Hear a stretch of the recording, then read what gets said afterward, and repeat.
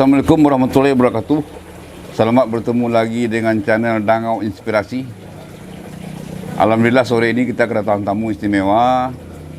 Beliau adalah Pak Akmal. Sekarang jadi Ketua Asosiasi Kopi Minang. Ketua Asosiasi Kopi Minang. Ini lembaga apa ini Pak Akmal?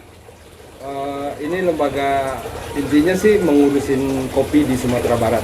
Oh, ini lembaga mengurus kopi di Sumatera Barat. Industri kopi lah, dari hulu sampai hilir. Hulu sampai hilir. Oh, sampai ke pasar ya? Iya. Kalau bisa harus sampai ke pasar. Oke. Ini pekerjaan berat ini Pak Akmal, tapi mulia. Amin. Mulia. Ini tidak terurus selama ini. Artinya Pak Akmal sudah mengarah ke industrialisasi kopi. Maksudnya? Rencana atau kita harus menuju ke sana, karena kalau kita lihat daerah-daerah yang sudah berhasil, kan kita harus berpedoman ke sana. Iyalah. Kayak Aceh. Mereka sudah berhasil. Dan Kalau Aceh sudah industrialisasi. Di Sumatera Barat itu belum, tapi satu-satu sebenarnya tidak menggunakan Sumatera Barat, tapi mereka keluar. Makanya itu juga mau kita benahin. Banyak juga saran kan kita dapat bahwa ada satu kata ya kita harus berkolaborasi sebenarnya, jadi pemerintah, petani, apalagi asosiasi yang mungkin bisa menengahi yang selama ini yang tersumbat atau. Ya kalau kelompok asosiasi ya Pak Akmal lah mengelola toh. Ya. Ada hulu petani. Ya. Sini ada pemerintah. Yang akan salah satunya sebagai fasilitator lah. Betul. Nah kalau itu ini betul-betul perlu langkah yang konkret nih Pak Akmal. Setahu saya di pemerintah ini kita sudah punya namanya Good Agriculture Practices Kopi, GAP Kopi. Sudah ada itu. Kepengolahannya sudah punya Good Handling Practices Kopi. Berarti sudah ada, standarisasi sudah ada. SOP sudah ada. Tinggal bikin komitmen, duduk bersama. Ini duduk bersama ini. Petani kopi, pengusaha kopi, yang ada dengan Pak Akmalnya, dan ada pemerintah. Ya, regulatornya. Nah, ini perlu ini. Jadi langkah-langkah artinya infrastrukturnya sudah ada ini. Software-nya sudah ada. Tinggal menginjek ini persoalan. Tidak ada yang memulai. Nah, kalau Pak Akmal mau mensedekahkan waktunya untuk ini, ya, alhamdulillah. Kita nak kalah dengan kopi luar itu. Betul Pak, insya Allah Pak. Makanya ketika kawan-kawan percaya, mereka pilih waktu pemilihan kemarin, saya juga udah berjanji sih diri sendiri sebenarnya mensedekahkan waktu. Mudah-mudahan diberi kemudahan lah sama Tuhan. Terus kemudian sejauh ini kawan-kawan yang support itu sudah mengasih jalan gitu. Terus kita juga sudah seperti kata Pak Joni tadi bahwa kolaborasi ini harus ada. Terus kemudian jalannya sebenarnya dan infrastruktur sudah ada.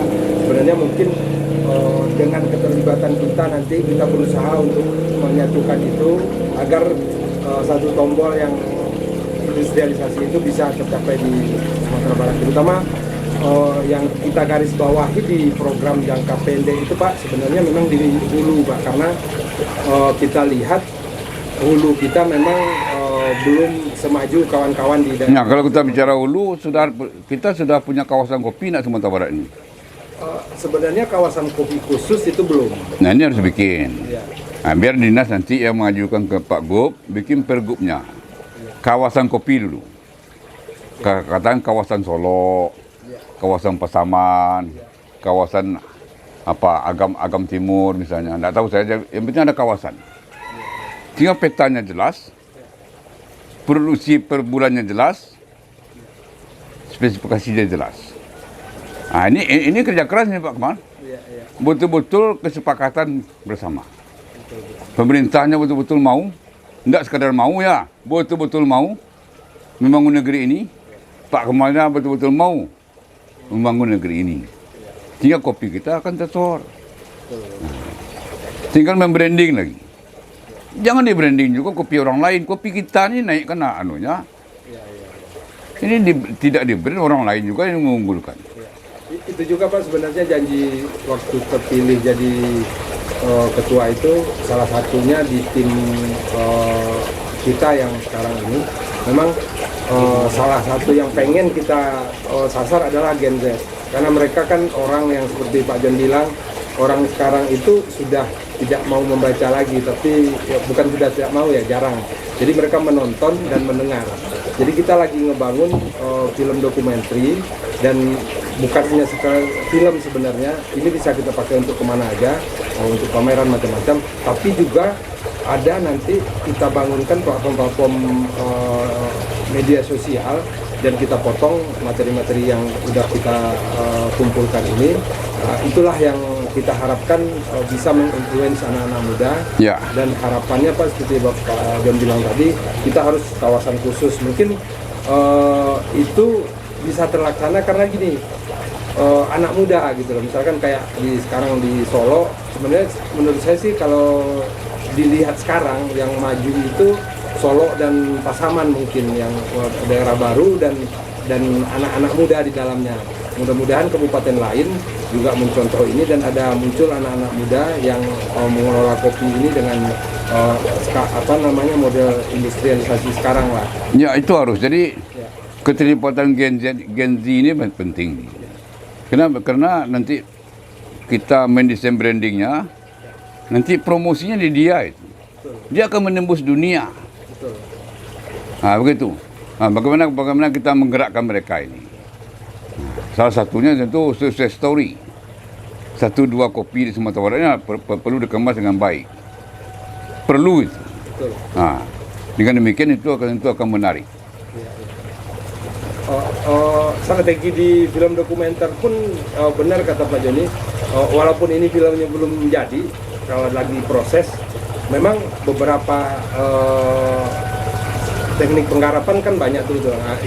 Yang memang kita bangun itu nanti ketika untuk kan kita mulainya masa lalu sebelum penjajahan Belanda. Ternyata kita itu termasuk wilayah yang udah ada kopi kalau di dalam sejarahnya, di literatur. Terus kemudian kopi kita tuh terbranding dengan baik juga dulu zaman Belanda, karena bibit kopi yang pertama di Aceh yang ditanam sama Belanda ya, itu dikirim dari sini.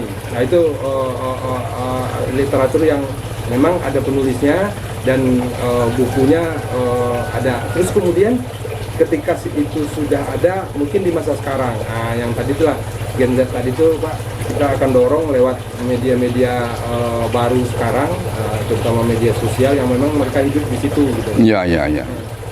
Jadi makanya tadi sangat tergantung kepada Asosiasi Kopi Minang ini. Ya. Bergeraknya yang dua ini, ada pemerintah, ada petani, bagaimana Bapak menggarapnya. Pak, jalankan standarisasi. Benari pasarnya. Kemudian brandinglah kopi kita. Jangan naikkan juga kopi-kopi orang lain. Macam-macamnya namanya, akhirnya dapat nama orang lain juga. Kopi kita ini naikkan. Kita harus bangga dan mau mengunggulkan keunggulan kita. Jangan bangga dan mengunggulkan punya orang lain. Kita ini sumbarkan bangga dengan punya orang lain. Harusnya bangga dengan punya kita. Itu masuk budaya kali Pak ya? Juga ya? Saya lihat di bidang perkopian hampir tidak disebut-sebut kopi daerah ini. Kopi itu yang hebat sampai ke dunia. Disebut juga. Padahal belakang dapur ada kopi bagus. Angkat. Itu saran saya Pak Amal. Ya. Oke Pak Amal. Terima kasih Pak. Sore ini walaupun pendek, mudah-mudahan kita sambung lagi. Ini sesi pertama. Yang kedua, ketiga tentu ada. Ya, mudah-mudahan Pak Kemal sukses ini. Dan kami juga di asosiasi memang orang-orang seperti Pak John butuh untuk mengingatkan, ngasih saran, terus kemudian apapun lah. Pasti maaf juga nanti kalau di lain-lain waktu kita akan repotin terus. Ya, tempat ini sengaja memang untuk merepotkan dibikin ini. Baik kawan-kawan, terima kasih pertemuan kita sore ini. Mudah-mudahan semua kawan-kawan yang mendengar mampu menggerakkan ini sehingga dengan waktu yang tidak lama kopi Minang ini akan terangkat dan membawa kesejahteraan kepada petani. Terima kasih. Assalamualaikum warahmatullahi wabarakatuh. Terima kasih Pak Kemal. Ya, Pak. Selamat.